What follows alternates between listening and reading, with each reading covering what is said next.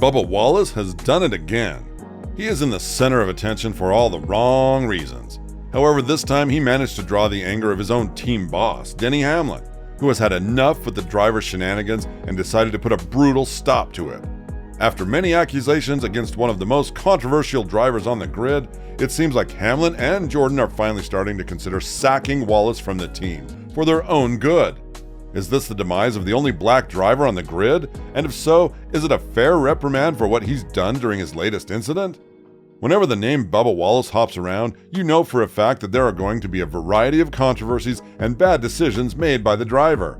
However, this time, it seems like the cup has overflowed, and apart from the fans, who were mostly the ones that were first to throw the stones towards the 2311 racing driver, the team's co-owner and also his colleague Denny Hamlin have spoken some serious words to Wallace's account. All of this has sparked a debate as to whether or not the 2311 racing owners realize what kind of driver they have in their garage. But it took Wallace, a competitive car, and a couple of racing incidents for the team to realize that he might not be the best choice to drive this potential championship-winning car. True, he won 2 races this season, but his on-track actions speak much louder than his words, and that is why Hamlin's warning towards his driver is one that shouldn't be taken for granted. Apart from his reckless actions last year in Las Vegas, which saw him fight with Kyle Larson in an absolutely unnecessary situation in which he was the one to be blamed for everything, the Charlotte race saw Wallace get into a heated debate with SHR's Aric Almirola.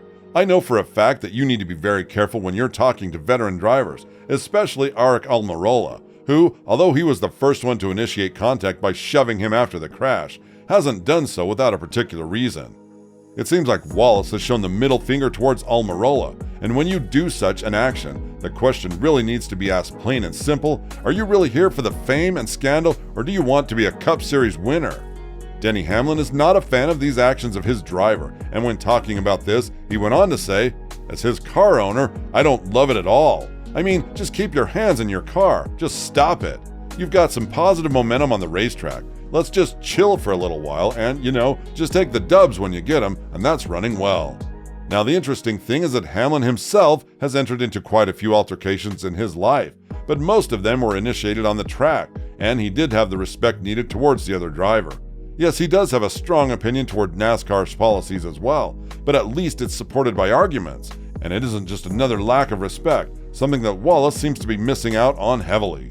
And this isn't where Wallace's slander ends, as Hamlin continues to bash his driver for his detrimental actions. Furthermore, he went on to say, "It's out of style.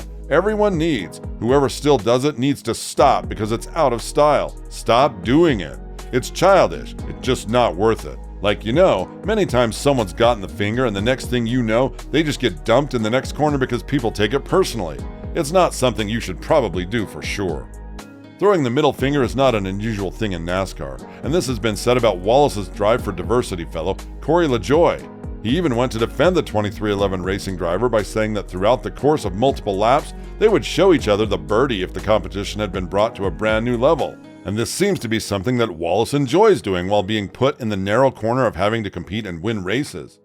With 2 wins behind him in 2023, Wallace needs to be very careful about what he's doing on the track, because even though a reprimand wasn't there for him this time, it doesn't mean he could safely get away with anything he does on the track.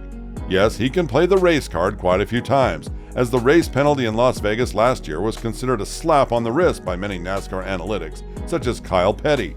But to bring more sense into his driving and his mind, it seems like the team owner, Michael Jordan, has decided to penalize Wallace with $500,000, at least according to the rumors back then. This is when Hamlin was asked to leave the room, because he was the one that normally defended Wallace in situations like the one where he had to go after the fiasco with Larson.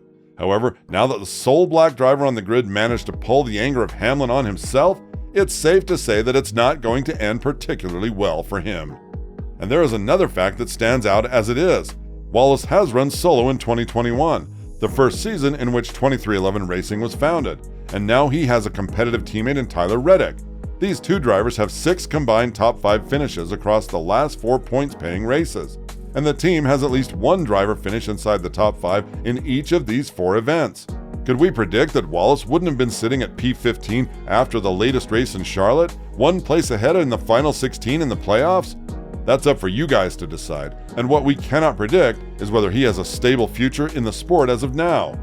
What adds more to this narrative is that this is by far not the only time that Wallace has flipped someone off, and before Coca-Cola 600, he did it to a friend of his during a post-race interview.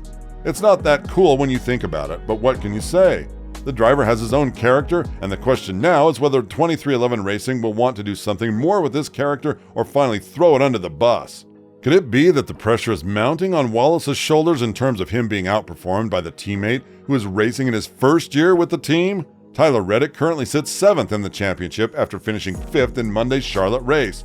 He also won the COTA race. Now, even though the number 45 car was technically eligible for the playoffs, it means that the team officially made it last year. But this time, they might have the opportunity to be one of the few teams that has 2 drivers for the first time in its short history. And when this happens, the question of whether Wallace will do something stupid to gain an advantage over his teammate remains open. Wallace is not known for being a good driver when pressure is applied to him, and Reddick, age 27, has developed himself into one of the more versatile drivers in the series ever since he debuted back in 2019. The number 8 driver has 3 road course victories, 2 top 5 finishes, and 3 dirt track races at Bristol Motor Speedway, and has finished inside the top 10 in nearly half of his 60 starts on intermediate tracks that are in between 1 and 2 miles in length. All in all, it's a very competitive package that Wallace needs to deal with.